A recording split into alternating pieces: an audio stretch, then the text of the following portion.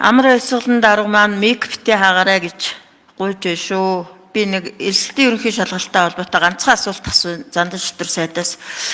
За бид нарыг өнөөдөр энэ засгийн газрын бүтэц бүрэлдэхүүн санал суудлын ярьж байгаа хооронд элсдийн ерөнхий шалгалт болж өнгөрлөө. Хагасаа өдөр дууссан. За энэ элсдийн ерөнхий шалгалтанд нийт 42 мянган суралцагч шалгагдсан. За энэ шалгалт бол нэлээд хуудуутай, нэлээд асуудалтай болж өнгөрсөн гэдгийг Зандан шүтэр сайд мэдж гэнэ үү, мэдээлэл авсан уу гэж асуумаар байна. Тэгээд Наранбаяр сайд бол хэвлэл мэдээллийн хэрэгслээр өөрийгөө өмөрч арьсаа хамгаалсан ийм мэдээллүүд маш олон удаагийн давталтайгаар хийж байна.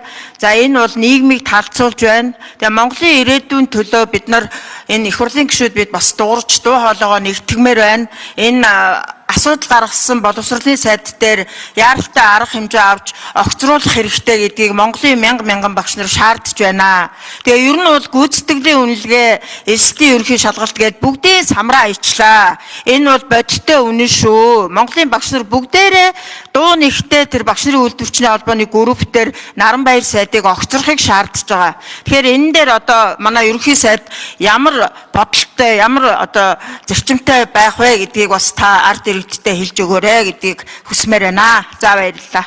За элсдийн ерөнхий шалгалттай холбоотойгоор нийгэмд үүсч байгаа яриа шүүмжлэлтэй холбогдуулан боловсрол шинжилгээ ухааны боловсролын яамд үүрэг өгч энэ асуудлын талаар сайдны хэн шалгаад өнөөдөр хэвлэлийн баг хурлын тодорхой мэдээлэл холбогдох газрууд өгсөн байгаа.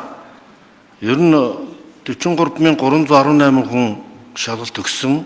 За улсын дунджаас одоо 50-60% тэнцэн нь бол улсын олон жилийн дундчтай ойролцоо. За шалгалтыг үндэсний хэмжээнд 50 шалгалтын төв зохион байгуулсан, олон бүрэлдэхүүнтэй эмч үйлчлэг цагдаа одоо бүгд хяналт тавьж ажилласан. За тэр тест энэ төр задарсан асуудал байхгүй, зүгээр 7 сурагч гар утастай ороод хураагдаж шалгалтаа тэгэлсэн ийм зөрчил гаргасныг тооцвол үндсэндээ бол зөрчилгүй гэсэн мэдээллийг өгсөн.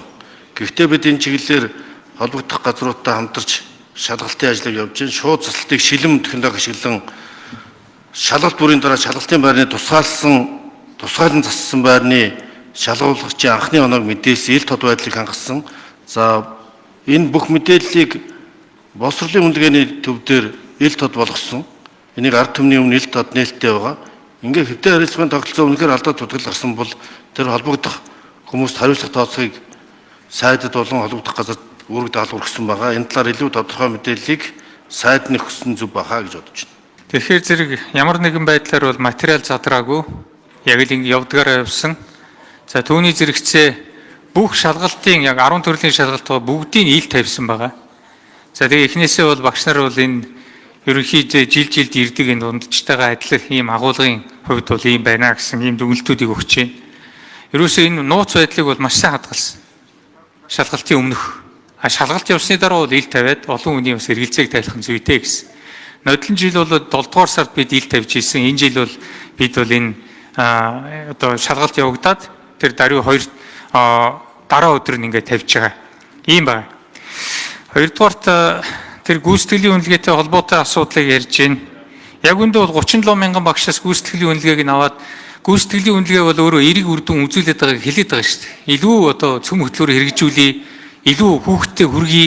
Ингээд гүйцэтгэлийн үнэлгээгээ 4 төвшөндөө үнэлүүлсэн урамшуул авдаг 5 төвшин авч чадахгүй.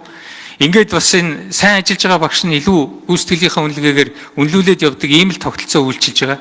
Энэ дээр бол яг энэ одоо шудраг явуулах энэ тал дээр бид онцгой анхаарсан. Харамсалтай нь 248 багш дээр хүүхдүүдэд хуулуулсан гэсэн ийм асуудал үүссэн. Ийм ямар нэг ийм одоо нөгөө өнөөгийн байдлаар бол ийм сэжиглэх ийм нөхцөл байдал үүссэн учраас тодруулах ажил эд явагдаж байгаа. Багш нар бол амарч байгааг ойлгож байгаа. Ийм учраас энэ амралтын дуусгаад тодруулах ажлыг бол хийгээд ингээд одоо шийдийг гаргана. Аливаа зүйл яг л шудраг явах хэрэгтэй. Ингэж энэ нийгэмд чинь багш нь өөрөө шудраг, ёс зүйтэй байж энэ нийгэм чинь шавь нарын сурагч чинь тийм болно. Ийм байгаа. Тийм учраас танд үсгэд энийг битгий дэвэргээд бай. 37 мянган багшаас 248 дээр нь асуудал үүссэн байна. Энийг бид хууль эрх зүйн хүрээндээ шийдээд явна. Яг холбогдох үйлдвэрчний манайх энэ тал дээр бол байгуулсан үйлдвэрчний Монголын багш нарын үйлдвэрчний хэмжээ холбоо гэж байна. Багш нарын Монголын За Наранбаяр сайдаа би материал задарсан гэж нэг ч үг асуугаагүй танаас. Материал задарсан задраагүй тухай ерөөс асуулт асуугаагүй. Та хүний асуулт ядаж ойлгож хариул л да. Тэгээд гүйцэтгэлийн үнэлгээнд дээр багш нарыг хуулуулсан гэж хэлэхээсээ та ичдэггүй мүү? Багш нар яаж хуулуулах юм? Тэр чинь өөр дүүргийн багш нар өөр ингээд сургуулиудаар солиод авцсан шүү дээ. Ангийнхан багшийг хөөгд гаргацсан шүү дээ. Тэгээ яаж хуулах вэ? Жишээ нэгдүгээр ангийн хүүхэд хуулна гэж байх уу? Таны ой танд яаж орж ийна? Ийм балаа юм яриа сууж идэг салбарын сайдтай байхасаа ичж чинь. Юу гэж хүүхдүүд тэр бага насны хүүхдүүд бие биенээсээ хуулаа суухын тэр богинохон хугацаанд ийм болчимгүй юм ярьж болохгүй Наранбаяр сайдаа. Тэгээ Монголын одоо ирээдүйн болсон хүүхэд багчуудыг та нар битгий мөнгө гэж хараад ээ заа юу.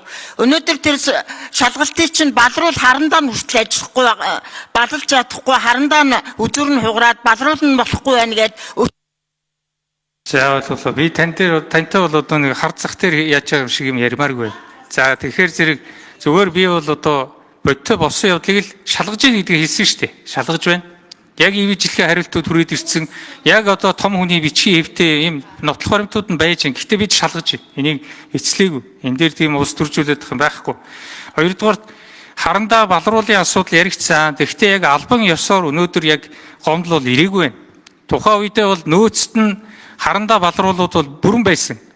Шалгаж.